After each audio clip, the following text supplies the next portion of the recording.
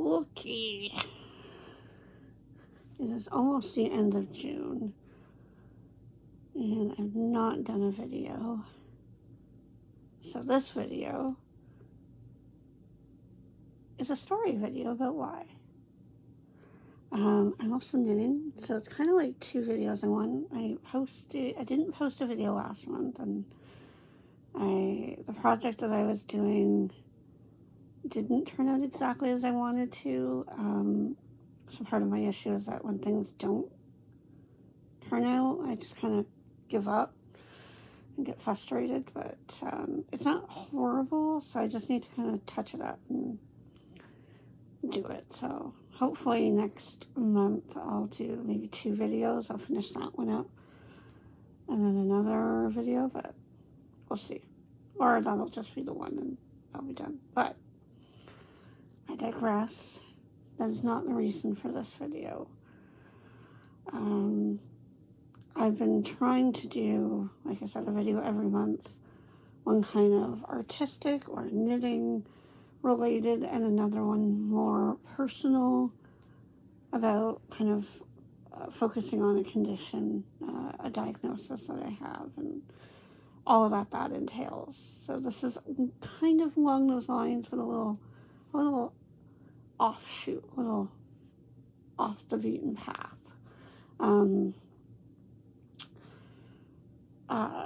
I guess I'll start about 10-ish years ago. It's probably more than 10 years now. I had a tooth on the lower left side that ended up broken. So it was like broken in half. It was, needed to come out. So I had an appointment with a dental surgeon, and I was like, yeah, just, some laughing gas or some whatever, some needles should be good. It turned out to be the worst thing I've ever experienced, ever. And I've been through some stuff. It was literally the worst thing I had ever experienced.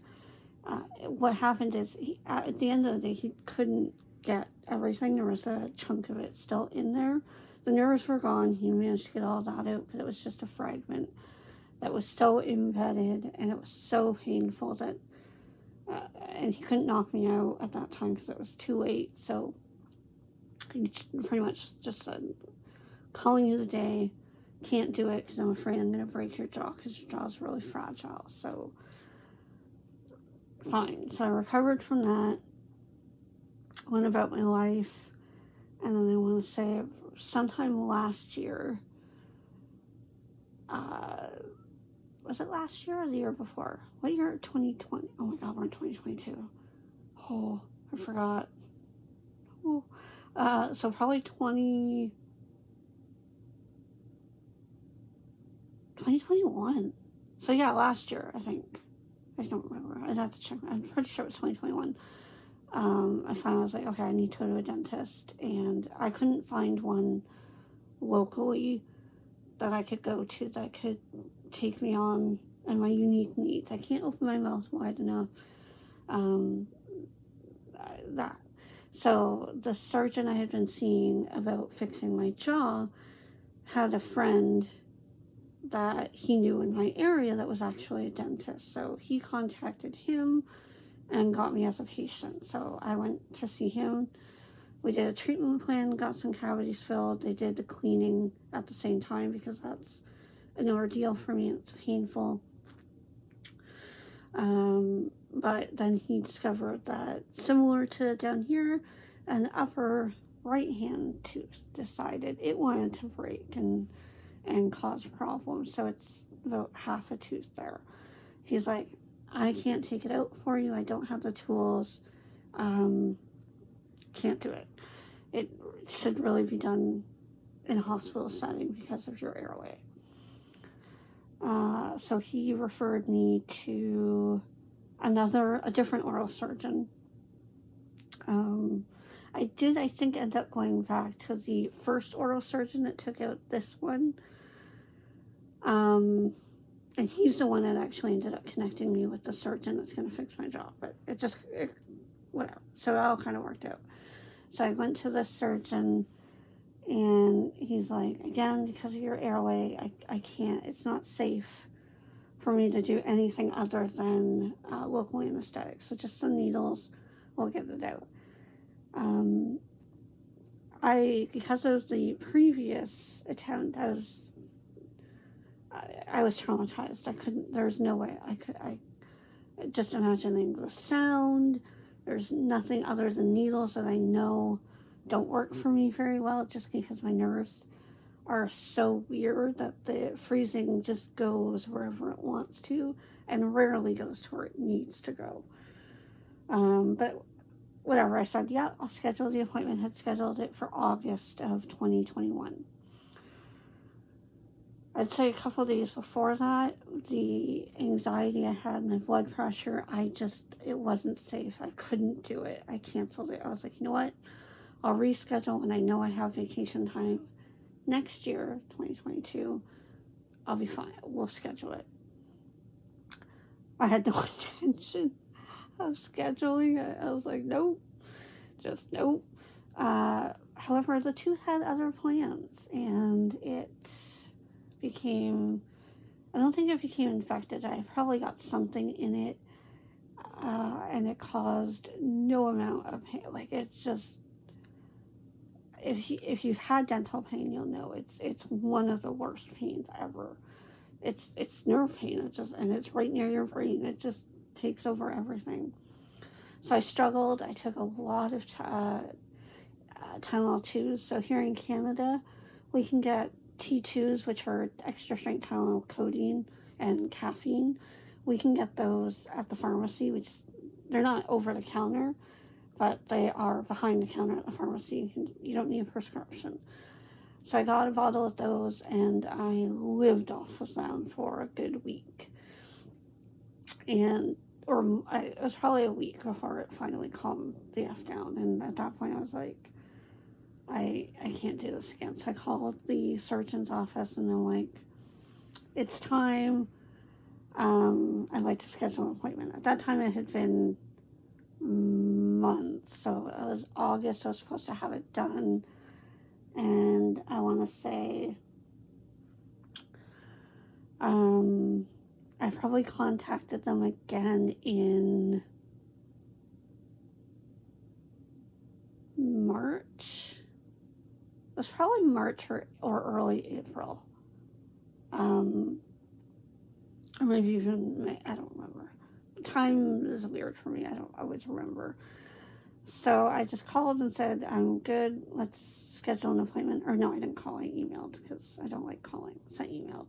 And they're like, well, because it's been so long, it's probably best that you come back in for another consult just so that he can take a look to make sure nothing else is going on.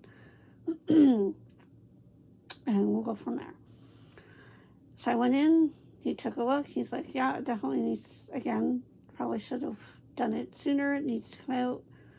And that's when I admitted, I'm like, there is zero way that I can do this in your office. I can't. My mental health, I'm just going to cancel the appointment again. I can't do it. So that only left the option of doing it in the hospital, which I was fine with. One, because that means most likely I'm not going to have to pay out of pocket for it. Thank you, Universal Health Care, because otherwise it would have cost me about $350. Or two, I just do the needles, and I just said I couldn't. So that meant there was I was going one of two paths here. One, in his office with needles, torture. Two, hospital, get intubated, done. For me, a little history, intubation, I don't know you if you've never had surgery. Typically, once they put you off to sleep, they put a tube in to help keep your airway, because once you're sedated with the sedation that they use, your body doesn't regulate breathing. So if they don't breathe for you, you die pretty much. So for me, because of my airway, they can't do it the normal way. Nothing about me is normal. Nothing about what I've gone through is easy. Of course, intubation is not a thing that's easy for me. It's one of the other traumatizing events from childhood. I don't remember a lot of the surgeries I've had. That's why when someone asks how many surgeries you've had, I can't honestly give you a number. It's a lot. But I don't remember a lot of the surgeries in terms of recovery and stuff like that. The ones I do remember are the ones where they intubated me. Yeah. For me, intubation means I'm semi-conscious, and they do take the breathing tube and shove it up the nose and finagle it all the way down, and then once they got where it is, then they knock me out. So I hope that you imagine that, and I hope you imagine how utterly terrifying and traumatizing that is, because I've had that done more than once, and to this day I can't watch something on TV or video where somebody's getting something put up their nose, and I myself can't put anything up my nose. I resisted nasal sprays my entire life because I can't do it. I've only recently been prescribed a nasal spray that I was able to keep up with because it's gentle and it doesn't actually trigger any panic attacks. So I psyched myself up. I'm like, I'm good. It's been so many, it's been close to 30 years. I'm good. I think it's quick. I put my big girl panties on. I can do this. So they informed me at the time that, like, we're still in COVID. Like, hospitals were shut down for elective surgeries. So there's a backlog. People are still trying to get appointments and stuff like that. So they set my expectations that it's probably going to be a very long time. And I was okay with that. I'm like, yep, all good. I'll just continue taking painkillers when I have an episode. I heard back from them probably, I almost want to say it was almost 2 weeks later. It wasn't very long. And they're like, hey, so we have a surgical date for you. I'm like, what? They're like, you can choose this date or this date. I'm like, oh, okay. Oh, Jesus, that was fast. So I chose June 1st, which is a Wednesday. And they're like, yep, so you'll have pre-surgical physical here, and then you'll do the pre-surgical clinic at the hospital. So you can be assessed by the anesthesiologist and stuff like that. I'm like, cool, yep, not my first rodeo. So the pre-op appointment at the hospital where you speak with the anesthesiologist, at this hospital, or in this instance, the anesthesiologist I saw wasn't the anesthesiologist that would be doing the procedure. So that seemed like a giant waste of my time, and it ended up being a giant waste of my time, everybody's time. So I did that, and then the week later was the surgery. So my surgical time was 2 p.m., which, again, if you ever had surgery, having it late in the afternoon is the worst. Get there for 11, hooked up for an IV, and just wait. 2 o'clock passes, nobody comes gets me. This whole time I have a bag of fluids coming into me, so I had to pee. So I go pee, come back, and lo and behold, they're ready to take me. I go in, or they take me on the gurney, park me in front of the room to the OR. Then it was only at this time that I meet the anesthesiologist, and she's super lovely, such a nice person.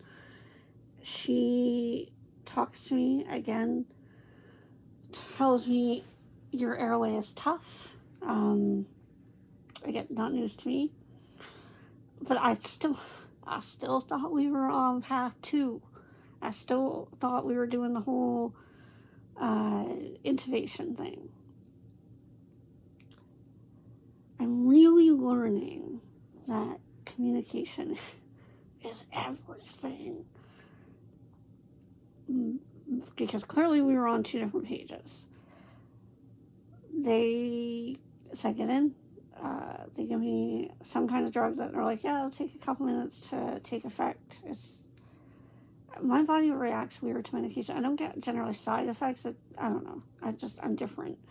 And I could tell it was taking a lot longer than they thought it should. But I can start kind of feeling it taking effect, and then they ended up giving me something different or in addition to. And that definitely had an impact. And I heard her say, okay, so we're ready to, so we're going to start breathing. And I was like, okay. And hindsight, I'm pretty sure she was like, so we're going to get this thing going or start the procedure or whatever. So and my surgeon was like, yes, we're going to put a towel over your eyes so that, the bright light doesn't blind you. So I felt them put the towel in there, taping it down. And then things start getting weird and fuzzy.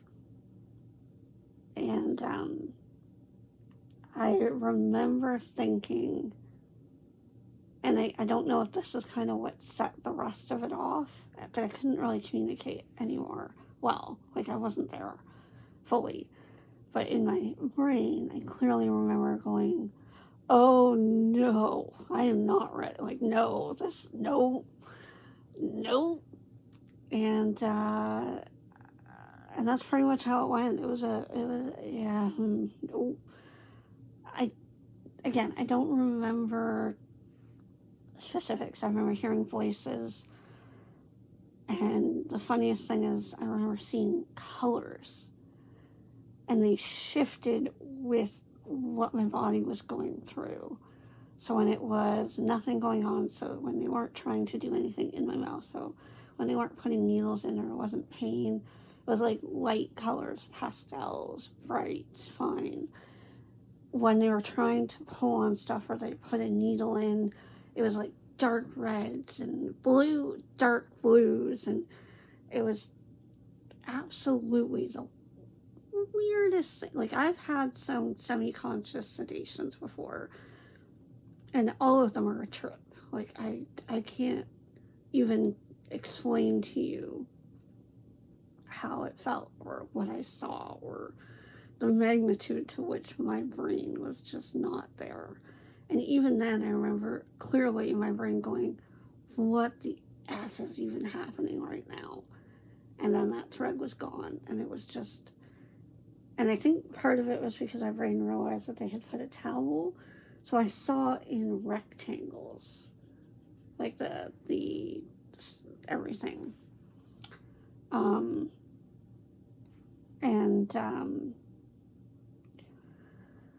then I remember hearing my surgeon was like, no, we can't continue. We can't get in. I remember them putting freezing spray in and me coughing. And the other thing I remember is, like, you're on the gurney and I put my heels down, like your legs are flat, right? But then I remember putting my legs up, and then I was trying to get away. So I remember feeling somebody's arm on my legs. And I remember noises. And again, hindsight, I realized those noises were coming from me. Like crying and screaming and whatever other weird noises I was making. And I after they just realized that this wasn't going to work and they stopped, I remember hearing them saying, you gotta slow your breath down, you're hyperventilating. And I remember feeling like I was just breathing like crazy, just so fervently breathing and not understanding what they were telling me, like, slow down my breathing. What do you mean? It was just a trip. I ended up hearing them after say that they had given me ketamine, which definitely explains the colors according to Google, because holy, yeah. So I guess I managed to calm down my breathing enough, put me in recovery for a little bit. I said sorry, which I always do generally after anesthetic. I'm not the silly person. I just say sorry a lot. And I did. And the anesthesiologist came to check up on me because she knew how traumatic that was. And she came and checked on me, and she's like, I'm sorry too. And she's like, you have nothing to apologize for. She's like, so probably schedule it again, but plan this time for the intubation. So I got to the hospital at just before 11. I didn't leave the hospital till probably just after 6. I think my brother-in-law came and got me, and it was a day. The only thing that happened was he made that top tooth. Like, it was fine. Like, I wasn't in any pain on that day. Like, it was good. It was fine. I can tell you right now, it ain't. It is angry. It is an angry SOB right now. Not only that, but I can't really eat on that. He also did try to get the fragment on the left side, but again, all I did was make it loose. Thankfully, there was no nerves there, so it didn't hurt. It was fine. It was a rough. I had 2 weeks off for vacation that happened to coincide with it. I still had 2 shifts to work, but I only managed about half of one, or almost a full one just before my vacation, and that was it. So 2 weeks of vacation was pretty painful. Can't really chew very easily, or I have to be careful because if anything touches it, as it did earlier today, it's just so painful. I've been relying on, I take 2 extra strength Tylenol first thing in the morning, and thankfully right now, because it's calmed down so much, that's generally been doing it. If it hasn't or it doesn't, then I take my migraine medication, my Cambia, and I'm so glad I have that. I'm so glad it works so amazingly. Oh, God, you have no idea. Oh. I had a migraine today, so I took Cambia. The only problem is I can only take it once in 24 hours. So if I take it and then I have tooth pain that breaks through, which I did about a couple hours ago, I just have to breathe through it, which I did, and it's calmed down now, so I figured I'd make this video. So I had to wait and hear back from the surgeon, so when the next date will be, because we ended up going path A, point 2, I guess, because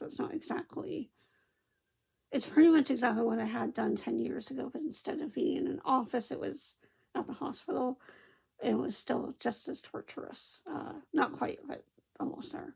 So now I have to go through this whole thing twice, as always. I can't tell you what procedure I've had that I haven't had more than once. Literally. Like, ingrown toenails surgically done, not once, twice. Deviated septum rhinoplasty, not once, not twice. I think I've had that one 3 times. Jaw surgery, twice. Yeah, any of the major surgeries I've had have never been just once. So I'm on brand, I guess. So I got the surgical date as August 24th, which is a very long time from now. The Cambia I'm trying to take very sparingly because you only get 9 doses in when you fill a prescription, and there's 30 days in a month. So do the math. So, thankfully it's been pretty calm. And I haven't really needed Cambia in the last week or so, other than today, which I took for migraine. And, yeah, so that's been the journey I've been on currently. I will keep you updated when I'll make another video, probably in September, about how the August procedure went. I'm hoping that it is less traumatic, but I don't imagine it will be. But at least the tooth will come out, because I will be knocked out and given 0 resistance. So he has no excuse. As long as he doesn't break my jaw in the process, we're good. But that's it. I just wanted to come on, and I tried to knit while I was talking. And that's it. I hope you guys are having a lovely day. Hope you have a lovely rest of your weekend. If you're working, hope your shift goes by without any major catastrophes. If you're having a day off, I hope it's at least tolerable and nothing horrible is happening. But I will, as always, see you next month. Bye-bye. I completely forgot to mention, yes, I'm outside. Dog needs to go outside. Anywho, I completely forgot to mention, so I'm tagging this on at the end. The tooth that he did on this side, I actually managed to take out myself, not last night, the night before, actually. It was already loosened from working on it, after it healed-ish. And, yeah, so I managed to actually just get it out myself, so yay! Now it's not annoying me. Now it's just this one. Okay, I'm done. Bye!